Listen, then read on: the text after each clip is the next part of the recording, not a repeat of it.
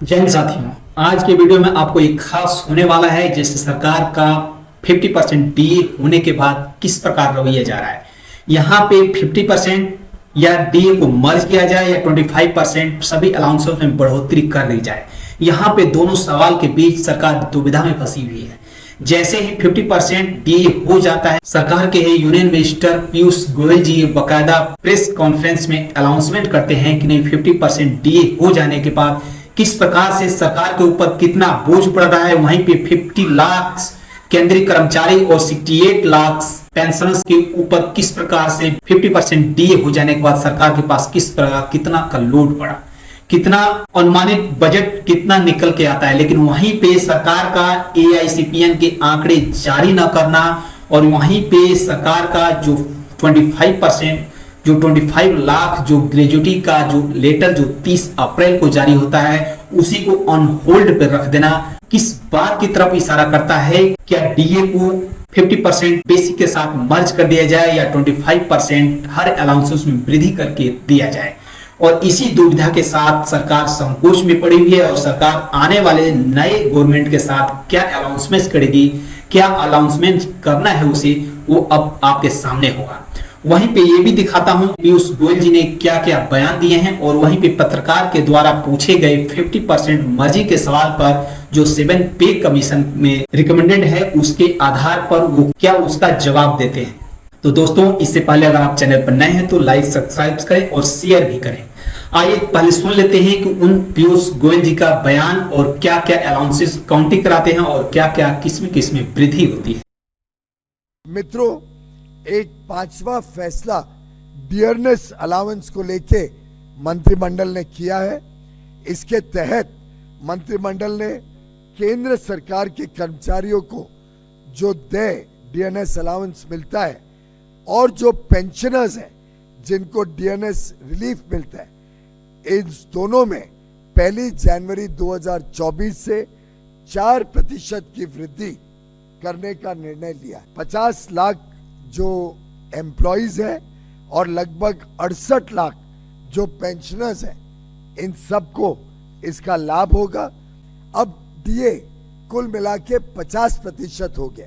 तो इसके कारण अब जो हाउस रेंट अलाउंस हमारे कर्मचारियों को मिलता है, उसकी मूल वेतन का जो हाउस रेंट अलाउंस है वो भी 27, 18 और 9% से बढ़ के 30, 20 और 10% दिया जाएगा। यानी हाउस रेंट अलाउंस में भी वृद्धि की गई है और इसी के साथ साथ कई और बेनिफिट्स हैं, जैसे ग्रेच्युटी की सीमा अब 20 लाख से बढ़ के 25 लाख कर दी गई है।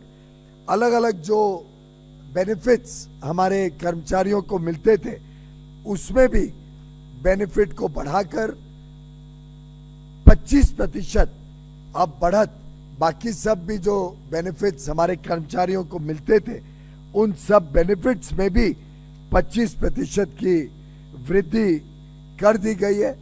वहीं पे साथियों ये भी देखिए किस प्रकार से पत्रकार के द्वारा एक क्वेश्चन रेज करने पे क्या 50% डीए को मर्ज कर दिया जाएगा, तो इस पर पीयूष गोयल जी किस प्रकार से जवाब देते हैं और क्या कहते हैं। Hello sir, this is Rishi from Business Line. Sir, now since DA has gone to 50% of basic, for the next revision exercise, would DA be merged with the basic pay, sir? That is a decision that the pay commission takes. Sir, 7th pay commission has already indicated on this, so that's why, sir.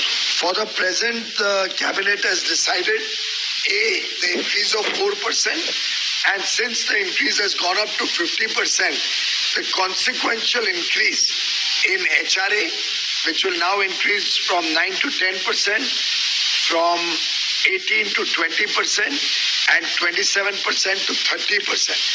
Similarly, gratuity upper ceiling will increase to 25 lakhs, and all the other benefits that were being received, they will all go up by 25%. So those will be the consequential changes of this increase in 4%. अब सरकार इस calculation में लगी हुई है कि क्या 50% DA को मर्ज कर दिया जाए या 25% अलाउंसेस में वृद्धि कर दिया जाए। तो इस प्रकार से ग्रेजुएटी में भी 20 लाख से 25 लाख की वृद्धि हो जा रही है, सीधा 5 लाख रुपए। और यहाँ पे सरकार का मंथन इस प्रकार से क्या रवैया है और आने वाले समय में नई सरकार में क्या अनाउंसमेंट होने वाले हैं, क्या डीए जो AICPN के आंकड़े अभी तक प्रदर्शित नहीं हुए, क्या ये वहां से मर्ज करके 1-2% से 2% 4% पढ़ने वाले हैं, और किस प्रकार से ये तो आने वाला समय ही बताए। वहीं पे सरकार की तरफ से 30 अप्रैल 2024 को एक लेटर जारी होता है जिसमें बकायदा आपका 20 लाख ग्रेजुएटी से लेके 25 लाख बढ़ोतरी का अनाउंसमेंट हो जाता है, और यहाँ पे इस लेटर ये सर्कुलेट हो जाता है हर जगह हर विभाग में।